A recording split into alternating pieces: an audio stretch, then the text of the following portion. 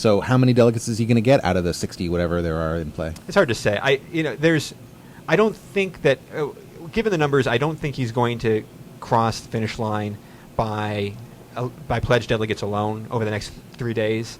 The next question, though, is how many superdelegates break for him the day after, which would be Wednesday, this Wednesday.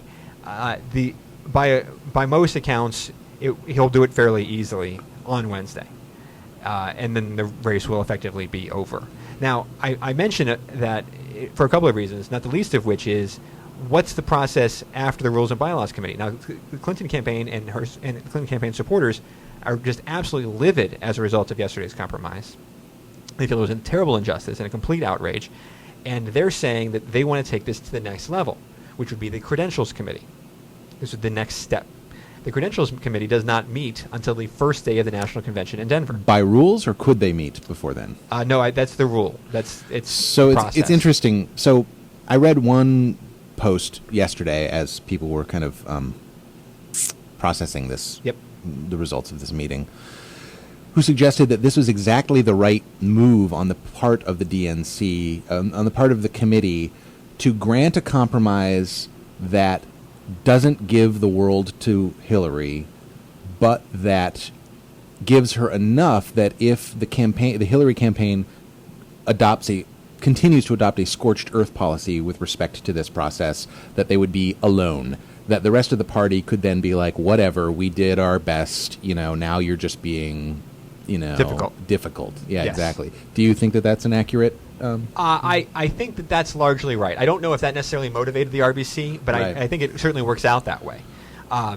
She now gets to include Michigan and Florida in her popular vote totals, which she's been anxious to do. She gets a net gain of 24 delegates out of this process when she was supposed to get none. It's not the Clinton campaign and her supporters are outraged. I just don't necessarily agree with their outrage. I don't necessarily think that they have a justifiable reason to be outraged. They didn't have a justifiable reason to be arguing the argument that they were making in the first place. It's not just that they have no justifiable reason to be outraged. They have no leg to stand on, period. Well, that's one way of looking at it. I'm certainly sympathetic to your perspective on this, in large part because the Clinton campaign has completely reversed course. I mean, if they had said from the beginning, for that matter, there were huge protests yesterday in D.C. outside the hotel where the committee was meeting. This was a very contentious environment and an aggravated group of people. And my question for them has been fairly consistent, and I've been asking it for a long time. When did they start getting outraged about this? Mm-hmm. If they were outraged last year when this happened, right, and they said that this is an outrage to democracy and this is apartheid-like and this reminds them of Zimbabwe, if they were saying that last year, I'd respect the consistency. Right. But I find that when I'm looking at this though is selective enforcement of ethics. Mm-hmm. They're outraged because they want their candidate to win, and they believe that anything short of helping their candidate win is outrageous. Right. This, of course, brings us back to Harold Ickes. Indeed. Yes. Thank you for reminding me. Mr. Ickes, whom I like, and who has been a major part of this party for many years, as was his father, was one of the members of the Democratic National Committee that executed the original ruling. He's the one who wanted to strip Michigan and Florida of all of their delegates because they broke the rules. Then he went to being a top advisor of the Hillary Clinton campaign, and all of a sudden he decided that the decision that I made last year, I was completely outrageous then. That's right. I am on par with the voter suppressors in Zimbabwe, and therefore...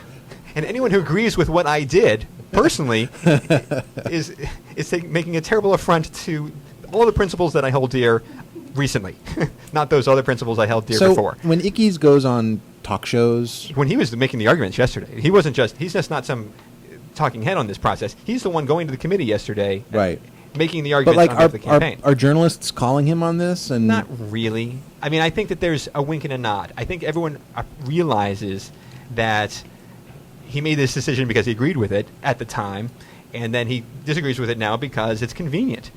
It's just that I can't really respect or take seriously the outrage, in large part because I know that it's driven entirely by the circumstances on behalf of one candidate. If the roles were switched, and this was Obama who had won Ohio and Michigan and Florida, would these same protesters be out there picketing and shouting and stomping their feet and promising to vote for John McCain? Well, probably not. Right. It's because they support Hillary Clinton, and I understand that. They want to support their candidate. They want to do everything possible to give their candidate an edge, and I respect that. It's just but let's be intellectually serious about it. Right. Let's be honest about the motivations. This isn't because they're thinking that they're denying the right to vote, that the Democrats are somehow anti-democracy. It's that the rules as they've unfolded and the process as it's unfolded didn't give Clinton the edge that they wanted her to get. Here's an interesting twist on this. So, the Clinton campaign has been attempting in Florida. Hillary herself in Florida, giving speeches, has been trying to draw a parallel between this process and the 2000 election issue between Gore and Bush in Florida. So this week, this movie Recount happened, timing being 9/10 of the law or whatever. So we watched it. We'll talk about this in a second. But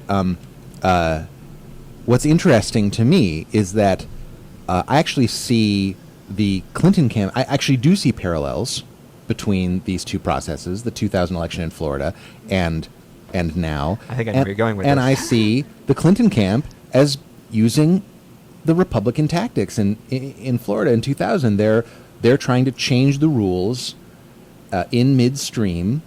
They're based on their moral outrage that the process is broken, but only because it helps their candidate, not because they have some deeply held principles or anything like that. That's exactly what the Bush campaign was doing in Florida in 2000, and it's what the Clinton campaign is doing right now. Not only that, they're actually using, unbelievably, they're using some of Karl Rove's statistical data, like polling data, to say that Hillary is the stronger candidate and therefore should be the nominee. Is that true? Yeah. When they release memos periodically to try and to superdelegates in the media and others to try and show that Clinton is the stronger candidate, and they've been relying on Karl Rove polling data, the maps and stuff that he puts together to make their case, which strikes me as probably strategically flawed, in large part because you don't using Karl Rove as a source when trying to convince Democrats. It seems like a bad idea. Right. Just in terms of my advice to them strategically, there's polling data out there. One can just pull it together, relying on Karl Rove to do that for them. It just doesn't seem like a good idea. So, do you buy my analogy there? Just the specific thing that both camps, the Bush camp in 2000 and the Clinton camp in 2008, are changing the rules based on their preference for who they want to win. Your point is not without merit. I think that what the Bush campaign was doing in 2000 was far more offensive. Yeah. In that they were changing the rules in such a way as to stop people from voting, and after they voted, to stop them from counting. Right. It was, in terms of an affront to democracy, what the Bush campaign was doing was far more offensive. Yes. And an egregious example. I agree. But in terms of in the bigger picture, just in the general sense of changing the rules midstream to suit your own purposes, I think there's a similarity. And let's go. Let me take that a step farther. See if you agree with this. That it was the Clinton campaign that brought up the analogy between 2000 and 2008. Yeah, ironically. But the way in which that analogy works, the only way in which that analogy works is if you make this analogy between the Bush tactics and the Clinton tactics. Well, yeah, I mean, and the fact that it's in Florida. Yes, well, conveniently, or given my background, predictably. Right. But I mean, for the Clinton campaign's perspective, it's about counting votes, and votes weren't counted in 2000, and now they're not being counted the way they conceivably could be in 2008. So, in the loosest sense, there's a parallel that the Clinton campaign hopes to exploit. It's flawed to the point of comedy because the votes one's a general election and one's a primary. Not being counted, all the votes were counted. It's just a question of